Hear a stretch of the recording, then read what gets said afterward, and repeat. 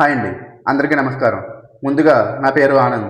విశాఖ ఉక్కు నిర్వసితుల ఉద్యమం గురించి మీ అందరికీ తెలిసిందే కదా. ఈ యొక్క ఉద్యమం గురించి నిర్వసితులు ఏమనుకుంటున్నారో వారి యొక్క అభిప్రాయాల్ని నాతో షేర్ చేయడం జరిగింది. వారి యొక్క అభిప్రాయాలను రోజుకో వీడియో చొప్పున మీ అందరికీ షేర్ చేయడం జరుగుతుంది. సో మన యొక్క ఛానల్ని లైక్ చేసి, షేర్ చేసి, సబ్స్క్రైబ్ చేయండి. అలాగే నా ప్రీవియస్ వీడియోస్ కూడా చూసి మీరు ఏమనుకుంటున్నారో ఈ ఉద్యమం గురించి కామెంట్ చేస్తారని కోరుకుంటున్నాం. ఇప్పుడు నిర్వసితులు ఏం మాట్లాడుకున్నారో విందాం.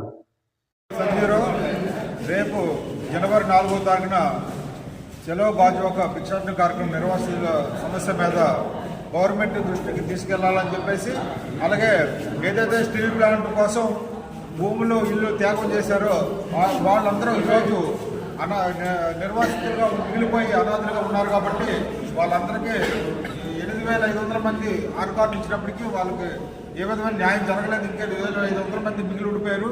వాళ్ళకు పూర్తి న్యాయం జరగలేదు. కాబట్టి స్టీల్ ప్లాంట్ పరిస్థితి ఈరోజు ప్రైవేటైజేషన్ దిశగా గవర్నమెంట్ చూస్తూ ఉంది. కాబట్టి నిర్వాసితులు న్యాయం జరగడం కోసం ఈరోజు స్టీల్ ప్లాంట్ ఉద్యోగాలు అయితే ఇచ్చే పరిస్థితి లేదు.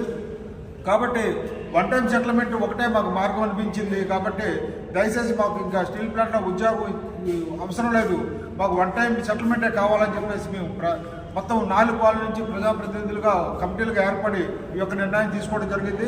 కాబట్టి ఈ నిర్ణయాన్ని స్టేట్ గవర్నమెంట్కి, సెంట్రల్ గవర్నమెంట్కి ప్రజాప్రతినిధుల ద్వారా, ఎమ్మెల్యే ఎంపీల ద్వారా తెలియజేయాలని చెప్పేసి వాళ్ళకి తెలియజేసే విధంగా మేము ప్రజలతో మమేకమై ప్రజలను తీసుకొని రోడ్డు ఎక్కే పరిస్థితి మాకు వచ్చింది. కాబట్టి తీసుకొని వస్తున్నాం.